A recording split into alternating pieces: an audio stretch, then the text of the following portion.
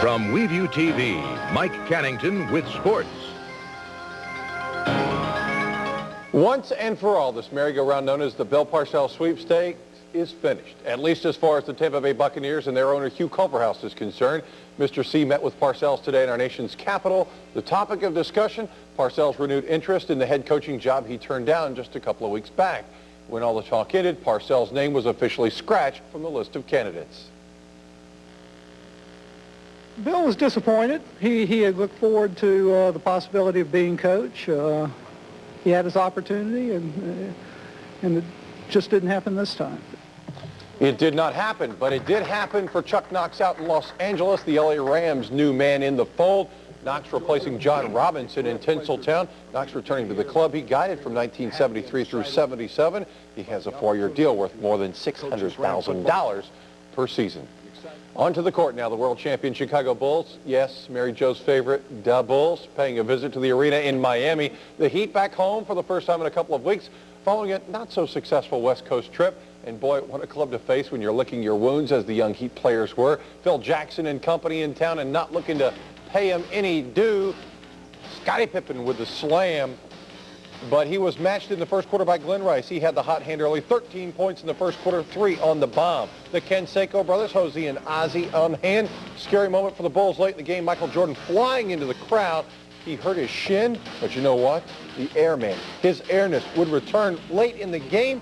He finished off with 40 points, slamming 2 home there. The Bulls survived the scare, 108-106 over Miami. Elsewhere in the NBA, Boston 4 better than the New York Knickerbockers. New Jersey 103-97 winners over Minnesota. Philadelphia 10 better than those Houston Rockets of Julie Brannon. Detroit, oh, no problems with the Sacramento Kings. The LA Clippers a winner on the road tonight. They stopped Indiana by a deuce. San Antonio, no problem with the LA Lakers. 3 games still in progress. Utah and Milwaukee. Utah is losing by 1. Phoenix has the early lead over Denver and Orlando. Can they stop their 17-game slide?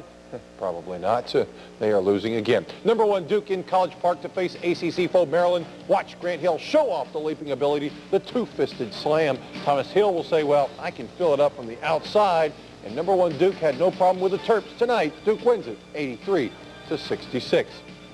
Elsewhere in top 25 action, there was a night of upsets around the area. Kansas, number 4, though, they escaped the upset bug, beating Wichita State by 30. But here's the first of many upsets on the night. Memphis State over number 12, Missouri by 11. Alabama stops Arkansas by a deuce. Georgia Tech, no problem with NC State. Another upset. Virginia over Wake Forest in ACC action, 58-53. Number 20, Syracuse, also one of those upset. Pittsburgh doing the dastardly deed.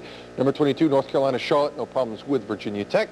And UMass falls to West Virginia, 76-75. And I got to tell you, the hottest story, LSU did beat Auburn. Jim Marsh is a happy man tonight. Well, it was Meet the Press Day for 2 of the newest members of baseball's Hall of Fame. And needless to say, both guys were mighty happy about their new fortunes. Tom Seaver and Raleigh Fingers gathering in the Big Apple. Seaver claims the Hall of Fame status means his grandkids will know he was more than just an average Joe who played the game. Finger, the all-time saves leader, said it made him especially proud to be the first modern-day relief pitcher to gain Hall membership. Meanwhile, over in West Palm, Pete Rose says it wasn't the end of the world when he wasn't elected into the Hall of Fame. Rose, after all, knew he was ineligible because of his banishment from baseball. But Charlie Hustle remains upbeat, too, that he will one day sit alongside the greats of the game in Cooperstown. Well, the greats of the game, of the wrestling kind. We're in our fair city tonight, the World Wrestling Federation, bringing all the top stars of the mat to the Lee Civic Center. And as always, the place was packed with wrestling fans. They came out to see the likes of the Legion of Doom. Yes, the Doomsters were in action. Others included Macho King Randy Savage, Sid Vicious, the Road Warriors, and how about Irving R. Shyster? Yes, the Taxman was there. And of course, the big man, the Hulkster, Hulk Hogan, who might still be in the ring at this moment battling Ric Flair, the man who wants to dethrone Hulk as numero uno in the WWF. As always, what an experience it was for yours truly to be in the land of these mighty giants. Let's do some NHL scores for you from tonight.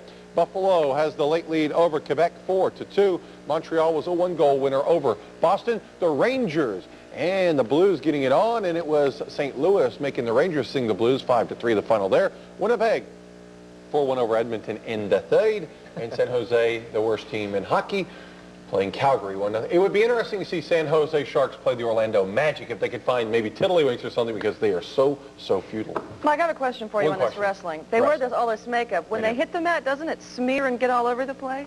I should have asked them. Maybe they use that Maybelline no-run stuff. I don't know. It's heartening for me to see someone that wears more makeup than I do. I tell you what, it's an amazing sight out there, and those fans love it. You saw it at 6 o'clock. Yeah. They love Ric Flair, the real world champion, he calls himself. The makeup light flies off when they do those body slams, you know. It's very Gets like that in the newsroom occasionally, doesn't it? Hey, thanks for getting in the LSU score today. You're welcome, and sorry about Houston, but, you know, I'm fair. My teams are just, what can I tell you?